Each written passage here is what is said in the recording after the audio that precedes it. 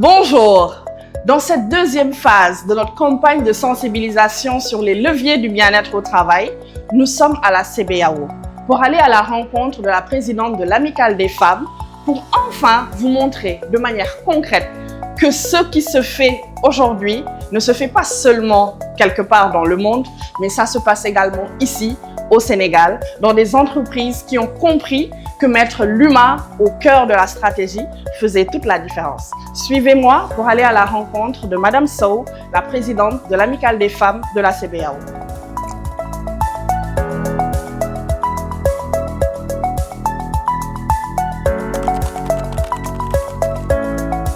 Alors, Madame Sow, aujourd'hui, en tant que présidente de l'Amicale des femmes de la CBAO, comment avez-vous réussi à intégrer la dimension bien-être dans votre stratégie? À l'AMIFEM, la dimension humaine est au cœur de nos actions. Créer des espaces d'échange bienveillants, soutenir les femmes, les accompagner au quotidien est notre credo.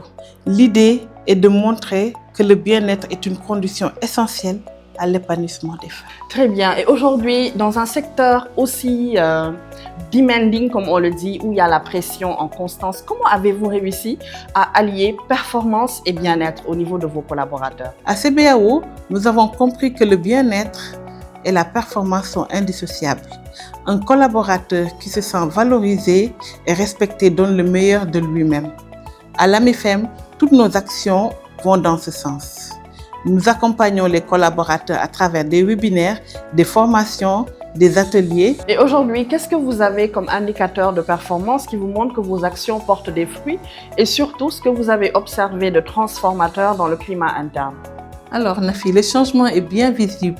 Nous constatons une meilleure cohésion, plus d'entraide et de solidarité.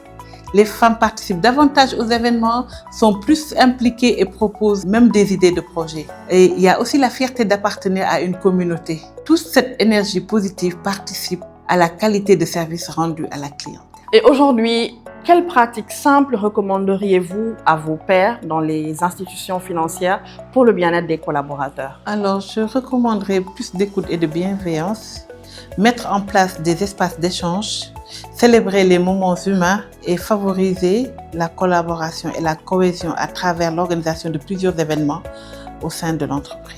Et enfin, que diriez-vous d'une initiative qui va nous permettre de mettre en lumière ce que vous faites et en même temps donner la voix aux salariés?